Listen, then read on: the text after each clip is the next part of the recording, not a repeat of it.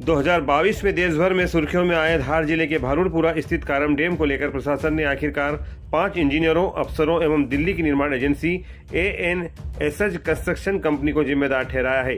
साथ ही जांच में इंजीनियरों द्वारा बताया गया कि दरार के नाम पर 11 अगस्त 2022 में 304 करोड़ रुपए लागत के कारम डैम में दरार की सूचना के बाद 14 अगस्त को प्रशासन द्वारा कट लगाकर फोड़े जाना भी गलत था। बांध उस हाल में भी सुरक्षित रहता। वहीं रिपोर्ट में बताया गया है कि उक्त कारम डैम के निर्माण की गुणवत्ता और मानकों की अनदेखी की गई है।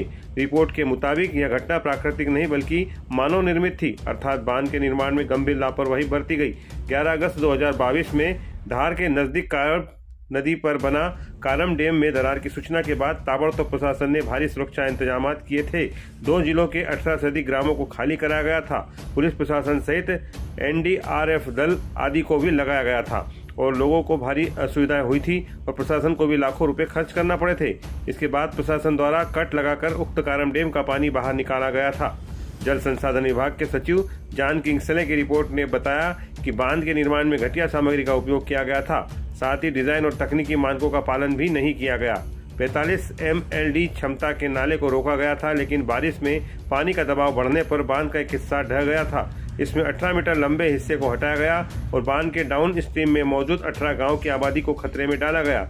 अधिकारियों ने रिपोर्ट में बताया कि संरचना जल प्रवाह को नियंत्रित करने में सक्षम नहीं थी। केंद्रीय जल आयोग के निर्देश में काम करने के बाद भी 2 साल तक जानकारी उपलब्ध नहीं कराई गई। ऐसे में आयोग को बार-बार पत्र लिखकर रिमाइंडर देना पड़ा था, जिस पर परियोजना से जुड़े इंजीनियर अधिकारियों की जिम्मेदारी तय करते हुए 5 इंजीनियरों अधिकारियों का आरोपी बनाया गया है, जिसमें HL घोटाले तत्कालीन प्रभारी मुख्य अभियंता नर्मदा ताप्ती कछार, P जोशी तत्कालीन अधीक्षण यंत्री जल संसाधन मंडल धार, BL नीनामा तत्कालीन कार्यपालन यांत्रिक जल संसाधन विभाग धार क्रमांक 1, विकार अहमद सिद्दीकी तत्कालीन अनुविभागीय अधिकारी जल संसाधन सहायक उप संभाग धामनोद एवं विजय कुमार जगताप तत्कालीन उपयंत्री जल संसाधन उप संभाग धामनोद और निर्माण एजेंसी से जुड़े जिम्मेदार अधिकारी हैं। इनके खिलाफ विभागीय कार्रवाई की सिफारिश की गई है। वहीं रिपोर्ट में कुछ इंजीनियरों ने प्रशासनिक अधिकारियों को भी जिम्मेदार ठहराया है। उनका कहना है कि समय पर पर्याप्त बजट और तकनीकी स्वीकृति नहीं मिली। हालांकि जांच में निर्माण और निगरानी में गंभीर खामियां पाई गई है। इंजीनियरों ने तर्क दिया है कि बांध पूरी तरह सुरक्षित था। प्रशासनिक अधिकारियों द्वारा बांध में कट लगाने का निर्णय लिया गया। यदि ऐसा नहीं रहता तो भी बांध सुरक्षित रहता। इस कार्य में प्रशासन को कोई व्यक्तिगत हानि नहीं हुई, जबकि रिपोर्ट में धार कलेक्टर ने हवाले से बताया गया कि कारम डैम फूटने से प्रभावितों को 14,70,000 रुपये का भुगतान करना पड़ा था। अब देखना होगा कि सरकार रिपोर्ट के आधार पर क्या कार्रवाई करती है। इस पूरे घटनाक्रम को लेकर कारम डैम के शिकायतकर्ता समाजसेवी लोकेश सोलंकी ने कई गंभीर आरोप भी लगाए हैं। ये मामले में 2020 से मैंने लिखित आवेदन स्टार्ट किए थे। उसमें किसी भी अधिकारी कर्मचारी ने किसी भी प्रकार का कोई भी संज्ञान नहीं लिया। फिर मैंने लिखित आवेदन दिए, जिसके कारण यहाँ पर 11 अगस्त 2022 को रिसाव आया और 14 अगस्त 2022 को सुरक्षित दृष्टि से यहाँ से पानी को निकाल दिया गया। यहाँ पे 2 मंत्री लगे पानी को तोड़ के निकालने के लिए, लेकिन जनता की पीड़ा को सुनने के लिए एक भी व्यक्ति नहीं था। यहाँ तक कि CM हेल्पलाइन में भी माना गया कि लोकेश सोलंकी की शिकायत अनुसार 8 अधिकारियों को सस्पेंड किया गया, लेकिन सस्पेंड कुछ नहीं होता है। यहाँ से हटा के उनको किसी को उज्जैन तो किसी को कहाँ पे दे दिया और वो लोग नौकरी कर रहे हैं।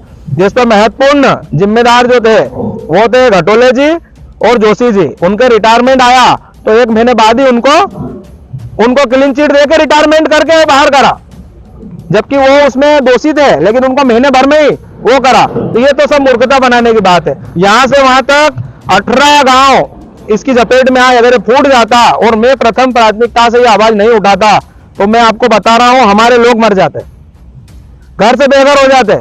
उसके बाद भी यहाँ से वहां तक 18 गांवों में क्षतिपूर्ति हुई, पर किसी प्रकार की कोई पूर्ति नहीं की गई। और ये पीछे आप देख रहे हो ना, यहीं से तोड़ा था और ये पानी निकला। अधिकारी भी आज तक किसी प्रकार की कोई आपराधिक प्रकरण दर्ज नहीं हुआ। और उसी ब्लैक लिस्टेड कंपनी को जिसने पहली बार में गलती करी, दूसरी बार वही बना रहा है। तो अब सोचो, जो पहली बार गलती करता है दूसरी बार में क्या वो सही बना पाएगा? अगर वो सही नहीं बना पाएगा उसकी क्या गारंटी? हमारी जान की क्या सुरक्षा? हमको लिखित में दे, कलेक्टर साहब लिखित में दे हमको।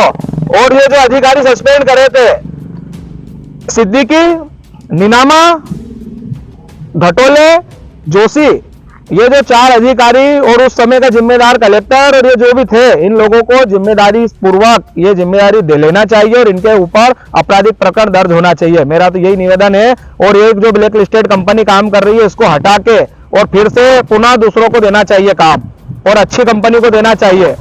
इसका विशेष रूप से ध्यान देना चाहिए। पुनर्वास की व्यवस्था नहीं है यहाँ, पुनर्वास नहीं करा। जितने भी पेड़ पौधे कटे यहाँ से वहां तक, उन पेड़ पौधों को भी नहीं कहीं पे उगाया गया। और आप इनसे पूछ लीजिएगा, कंपनी वालों से और प्रशासन से, ये सब मिले हुए हैं। इन्होंने 99 करोड़ 98 लाख रुपए का इसमें जो पैसा लगाया है, 99 करोड़ 98 लाख रुपए, करोड़ों रुपए का गबन करा उसने। अभी सुना है कि मुख्यमंत्री ने इस मामले को संज्ञान में लिया गया है। हाँ, मैंने भी अभी सुना है ऐसा कि मुख्यमंत्री जी ने अधिकारियों को तलब किया है, पर देखते हैं क्या होता है।